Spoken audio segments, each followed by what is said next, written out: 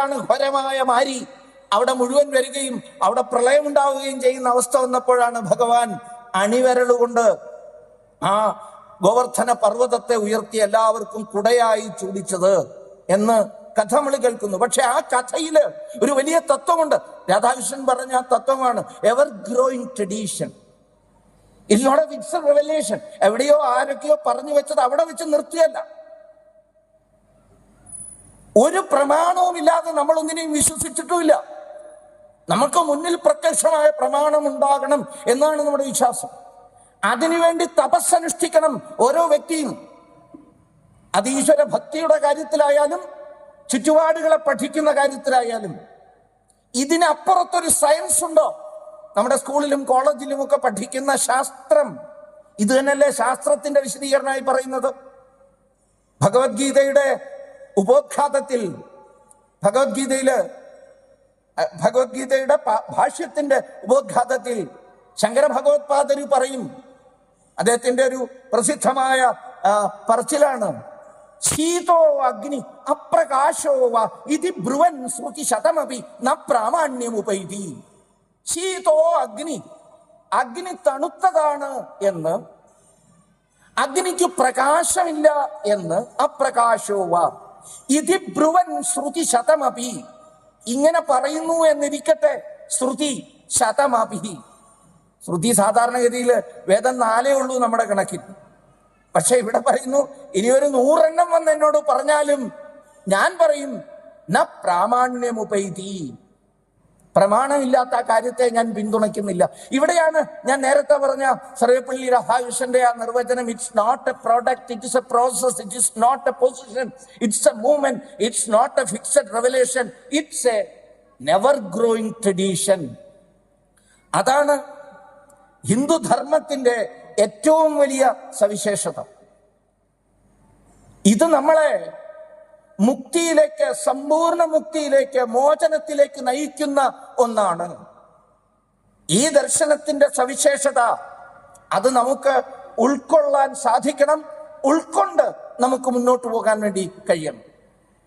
എല്ലാ കാര്യത്തിലും നമ്മളെ സംബന്ധിച്ചിടത്തോളം എല്ലാ വിഷയങ്ങളിലും ആഴത്തിലുള്ള പഠനം നടത്തിയതും ആ പഠനത്തിന്റെ അടിസ്ഥാനത്തിൽ ജീവിതത്തെ ചിട്ടപ്പെടുത്തിയതുമാണ് ഹിന്ദുവിന്റെ ചരിത്രം.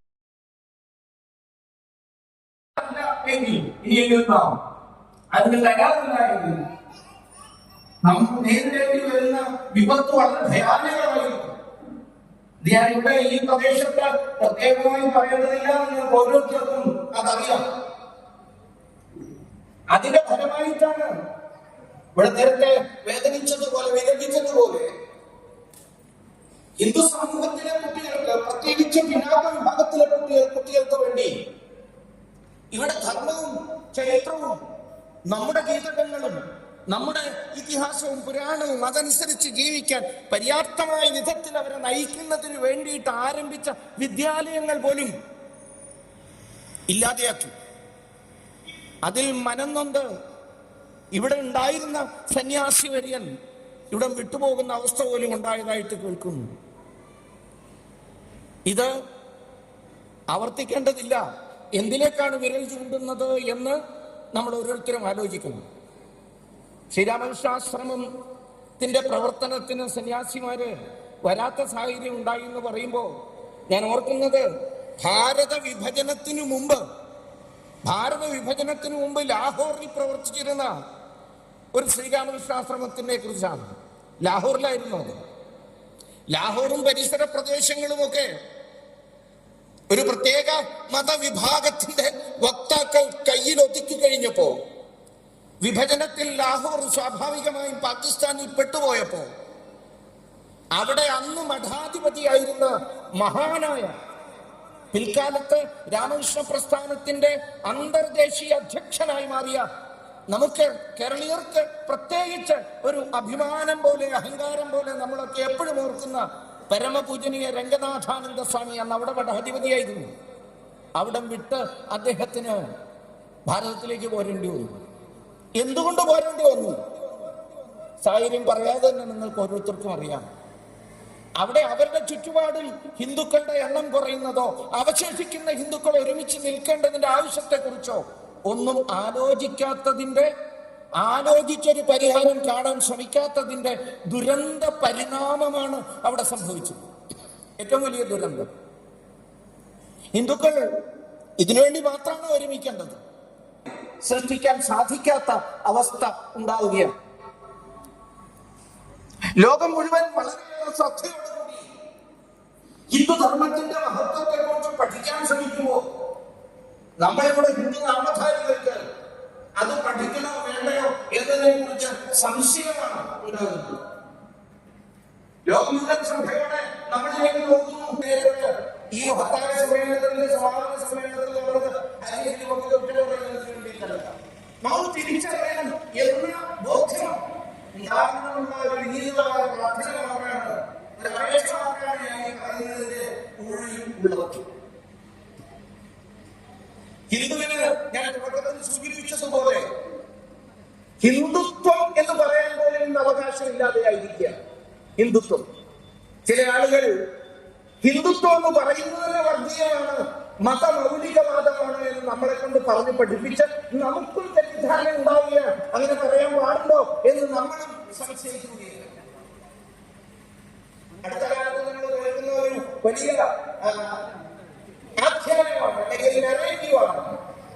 ഹിന്ദുയിസം എന്ന് പറയാം, ഹിന്ദുത്വം എന്ന് പറയുന്നത് ശരിയല്ല. ഹിന്ദു മത കൺവെൻഷൻ എന്ന് പറയുന്നത് ഒരു തെറ്റാണ്. ഹിന്ദുത്വത്തെ കുറിച്ച് പ്രസംഗം നടത്തുന്നത് തെറ്റാണ് എന്നാണ് പറയുന്നത്. ഒരു കാലത്ത് മൊത്തം ഹിന്ദുവിനെയും അവഹേളനത്തിൽ നടന്നിരുന്ന ആൾക്കാരാണ് ഇന്ന് ഹിന്ദുത്വത്തിന്റെ ദൂഷ്യത്തെ കുറിച്ച് പറയാൻ വേണ്ടി ശ്രമിക്കുന്നത്. എന്താണ് ഹിന്ദുത്വം എന്ന് പറയുന്ന വാക്കിൽ ഇത്ര വലിയൊരു തെറ്റ്, വലിയൊരു അപരാധം, അതിലെന്താണ് തെറ്റായിട്ടുള്ളത്? ഹിന്ദുത്വം എങ്ങനെയാണ് രാഷ്ട്രീയം മാത്രമായി മാറുന്നത്? ഒരു കാരണവശാലും സാധ്യമല്ല. ഹിന്ദു ഒരു മനുഷ്യനെ ഹിന്ദു ആക്കി തീർക്കുന്ന മൂല്യവിശേഷത്തിന്റെ പേരാണ് ഹിന്ദുത്വം എന്ന് പറയുന്നത്. ഹിന്ദുത്വം ഒരിക്കലും സംഘടിതമല്ല, അത് ഏറ്റവും വിശാലമാണ്. സർവ്വപള്ളി രാധാകൃഷ്ണൻ ആധുനിക കാലത്തെ ഭാരതം കണ്ടിട്ടുള്ള ഏറ്റവും വലിയ ദാർശനികൻ, നമ്മുടെ രാഷ്ട്രപതിയായിരുന്ന എസ് രാധാകൃഷ്ണൻ, സർവ്വപള്ളി രാധാകൃഷ്ണൻ, അദ്ദേഹം ഹിന്ദുത്വത്തെ നിർവചിക്കുന്നത് എന്താണ് ഹിന്ദുത്വം? അദ്ദേഹം പറയുന്നു, ഹിന്ദുത്വം is a movement, not a position. Hindutva or Hinduism is not a product but a process. Hindutva is an evergreen tradition, not a fixed